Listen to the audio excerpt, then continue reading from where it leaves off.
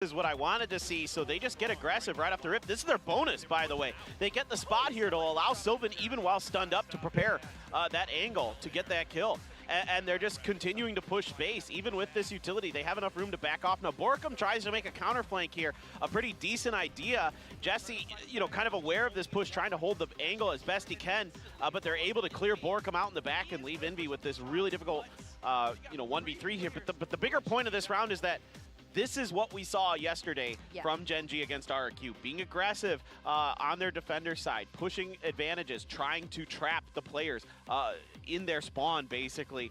And this round here was another great example of them kind of executing that strategy to perfection. That's right, and directly, right after this round 4, Gen.G continues with this very coordinated post plant retake, and they just, you were there. I remember that you were like, if they do this, I want to talk about it. She was yelling louder than the coaches like for the other teams. Yeah. Like, look at this retake. 3, 2, 1, and go, boys. It's like the coordination is just so key. Everyone has the utility in hand, and they go, okay, we're going to go, and we're going to go together. And when we go together, we are going to overwhelm them. Yes, okay, the weaponry is much different, and of course, you expect them. But in a retake like this, post plants are won more than 80% of the time in Valorant by the teams who've planted. So this win condition for Team Secret is diminished almost instantaneously by the coordination from Gen.G. I love it.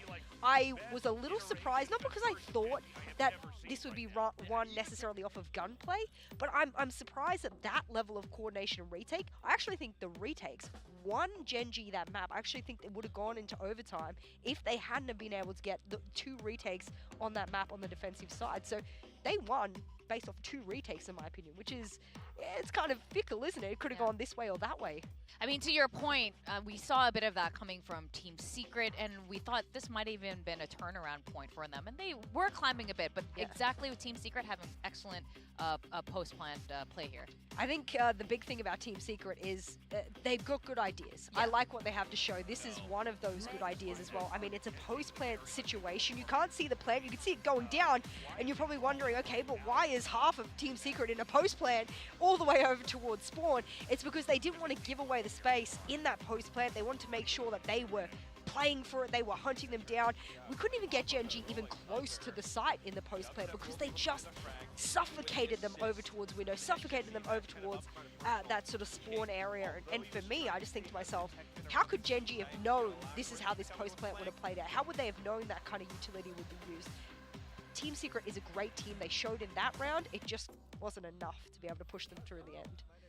That's right. Now, we have to talk about a key player. It's going to be Meteor again.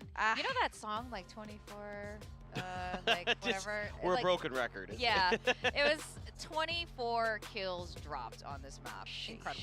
Easy's nuts. I mean, that first half was ridiculous. I think it's, what was it, like 17 and 4? It might even been better than that, but he was absolutely just dunking on him. I mean, there's no other way to put it on that defender side.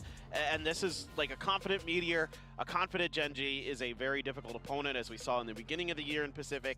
So if they can keep this momentum up, if they can keep this pace up, I think they are going to have a really good chance of winning here today. Again, a lot of credit to Team Secret. They were able to bounce back, really make this a much closer map than it maybe felt like after the first half. But Meteor here had so much impact in that first half. He was just constantly taking space, just making life so miserable for Team Secret in terms of trying to find some kind of answer to what Gen.G was doing. And you spoke about the first half. In the second half, he was shot down a lot. He would, like, updraft, he'd dash into sight, and they'd kill him instantly. They had answers for him. They had prepared for the way that he does dash into the cloudburst. And I was like, this is great. Team Secret knows the answer for Meteor. But then the rest of Gen.G were there, and they're like, oh, Meteor's dead. That's okay. He took the space for us. We're going to pick up and run with it. This was the thing we spoke about. How are they going to deal when they're a man down? Well, they've dealt very well. And the fact that Meteor can have a fantastic first half and then take his foot off the pedal for the second, I have so much faith in them. My prediction feels a little safer now. Definitely. We have 4 more maps to go, though.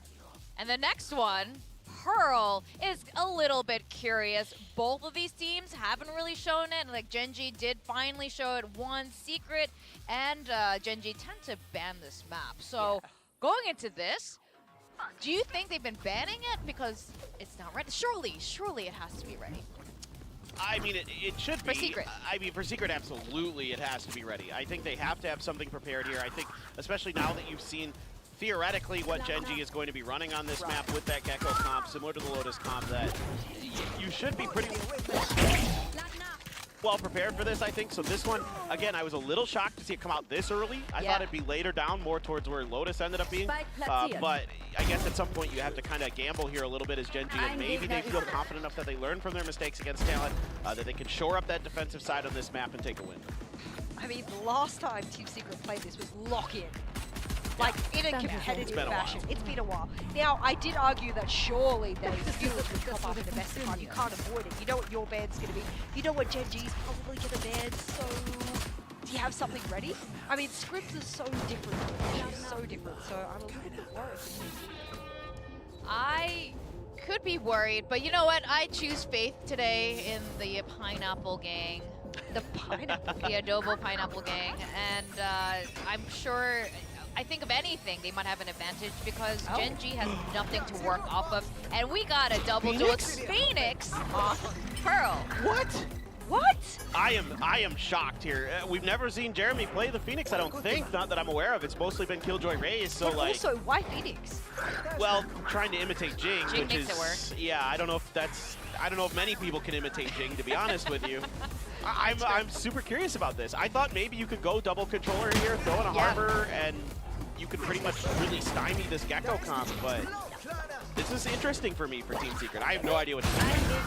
Well, I think Gen.G also won't know what to expect precisely either. Like we said, Secret has shown this map 0 times since lock-in, and with this comp is going to be a really exciting game coming up. We do know what Gen.G's done with Gecko against Talon, and that looked really good on the first half, but can they continue that? Can they remain unpredictable and remain in control of the map? I mean, this has to have been scripted. There's no way you have this kind of composition for Team Secret and you've not thrown this. So I'm curious. I'll stay curious.